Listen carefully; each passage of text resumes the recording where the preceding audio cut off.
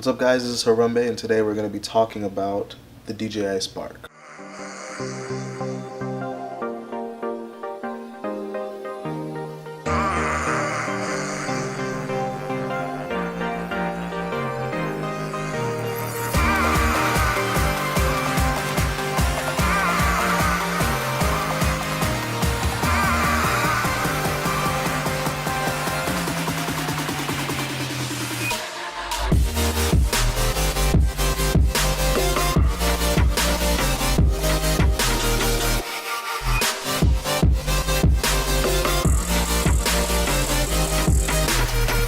The DJI Spark.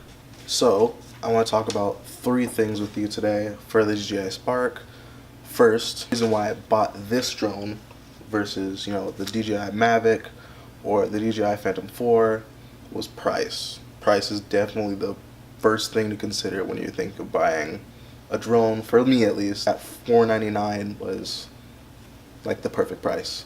I do regret not getting the flier package, but we'll talk a little bit more about that. The second part that I'd like to talk about is the ease of use for this particular drone. Whipping out my phone to take video, aerial footage actually, is like the easiest thing to do. And I know that the Mavic can do it, but I believe you still need the controller to control it with the phone.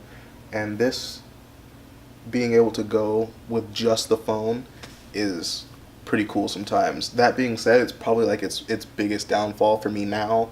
I feel like I've outgrown the phone sort of gimmick, and I really regret not getting the DJI Spark remote, which is out now, and I can get it on Amazon for money.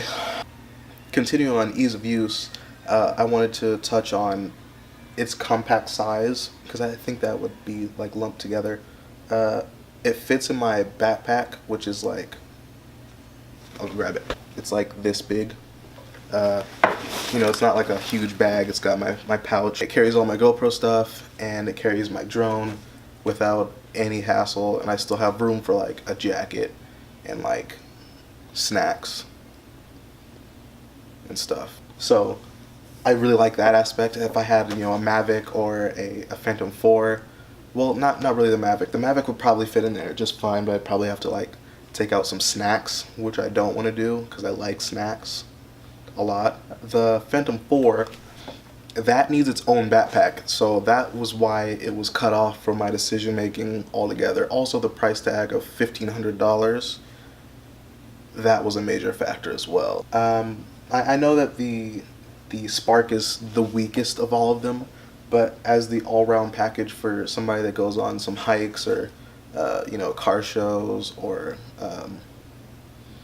other stuff that goes on outside, I really think that this one is the best one for me. I do intend on going to the Mavic or selling this guy and getting the flier package of this guy again, because it's a major detriment without it. Like, the battery life is horrible. So the third and the last thing that I wanted to talk about was the gesture control that comes with the drone. It's really cool being able to do active track and follow like my friends or my friends' cars, or pretty much anything. It actually works pretty well at nighttime too, which I didn't think was going to be a factor, but it does. And I really wanted to depend on the gesture controls, considering this is my first drone and I was nervous about crashing it, because I've had experience with an RC helicopter which is now broken. If I don't know how to fly, I'll just gesture control everything. I don't have to, which is nice. I feel like I'm a little bit above that now. Anyway, so I also have 3 gripes about it. Well, when I say that I have 3 gripes about it, I wanted to make sure that you know that it's not something that would deter me from buying it, obviously, because I own it. These are 3 gripes that I really wish they had improved on, or I had, taken the extra step to get, or stuff like that. So the first gripe that I wanted to talk about was, I've mentioned it before in the video, but that I really wish that I had gotten the flier package, which comes with, if I get this wrong, I'll just like put text across the page, because I don't know if I'm going to remember everything. It comes with a 3 dongle charger, an extra battery, propeller guards, propellers, a carrying case.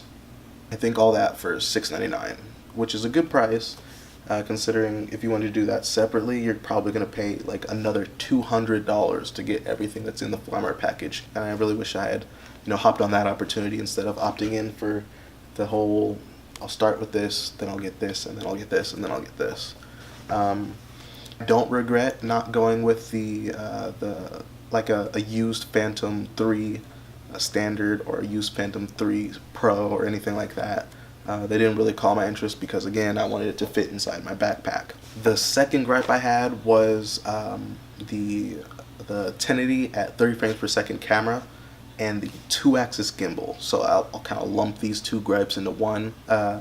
Those two things together, they're a big deterrent now that I know how to, get a few shots going at a certain speed. You can tell that when you're turning on this, you don't have the yaw to correct your smooth video, and it starts to be more prevalent the faster that you fly the drone, trying to get different shots, maybe chasing down a car or a person jogging. I really wish that I had the 3-axis gimbal instead, and the 30 frames per second is kind of, it could have been so much better if it had, even 60 frames per second, so I can get at least a little bit of slow motion. I can probably only do like a 10% slow-mo, and I really wish I could do like say my GoPro has 120 frames per second shutter speed, so if I had that, I can get really awesome slow motion. But even 60 frames per sec, wow, why do I keep saying frames? Frames with an F per second, I could have gotten, at least nice slow motion, and that's one of the big gripes that I had, because stuff in aerial view looks really cool, and it would only look way cooler if it was in slow motion. So the third and the last thing that I have to gripe about the DJI Spark is the battery life. The battery life is announced to be 16 minutes. I at tops get like maybe 10. If I'm flying fast, it's probably, well, I won't say fast because I don't have the controller, so I can't fly in sport mode. But yeah, the battery life is just so crappy, because flying this little guy is very addictive. Obviously, I'm not like sponsored by Chipolo or DJI or anything, so that shouldn't even be a question. If this thing goes down, my Chipolo's attached, and my Chipolo, with just a click of the button, will find not only my phone, but I can find my Chipolo.